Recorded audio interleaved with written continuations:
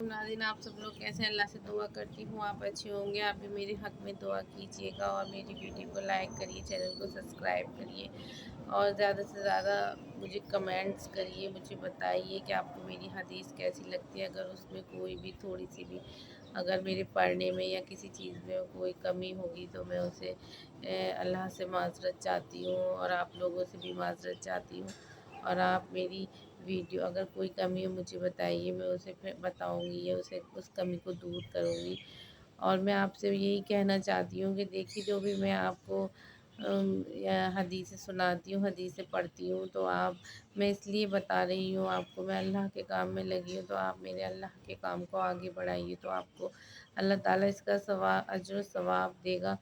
इसाले सवाब के लिए बढ़ाइए कि हम दिन भर बहुत गुनाह करते हैं, बहुत सारे गुनाह हमसे जाने अनजाने में हो जाते हैं।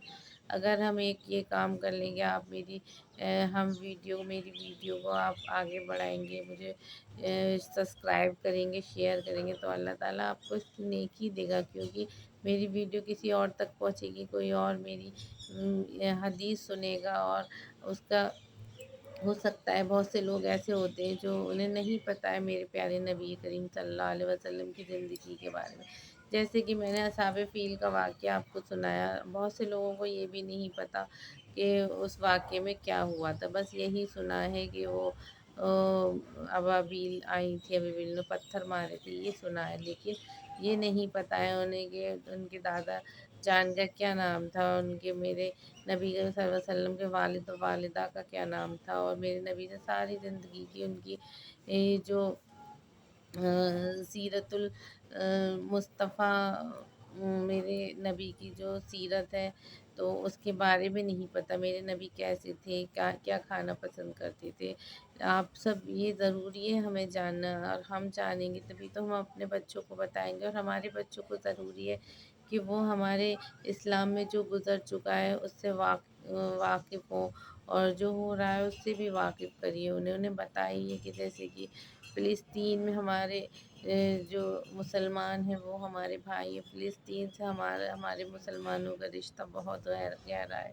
वहाँ की सरज़मीन से हमारा रिश्ता बहुत गहरा है। और जो मस्जिद अक़सा है वो हमारा अव्वल क़िबला था। जब हमारा काबा शरीफ ने हमारे नबी करीम सल्लल्लाहु अलैहि वसल्लम ने भी वहाँ नमाज़ अदा कराई है, तो इसलिए आप बताइए उन्हें। बहुत से वाक़यात ऐसे हैं जो किसी को नहीं पता है। तो प्लीज़ आप लोग मेरी हदीस सुनिए, वो सुनिए, फिर अपने बच्चों को बताइए। बहुत सी इस्लामिक किताबें आती हैं जो आप पढ़िए, अपने बच्चों को पढ़ने की ताकीद कीजिए। अगर आप इस्लाम के बारे में जानेंगे तो आपको सवाब मिलेगा, और सवाब जारिया के वजह से इसाले सवाब के लिए आप लोग ये सारी चीज़ें आगे बढ़ाइए और आप दूसरों को बताइए। कुछ आपको इस्लाम के बारे में पता है आप उन्हें बताइए, आप मुझे कुछ पता है मैं आपको बताऊंगी।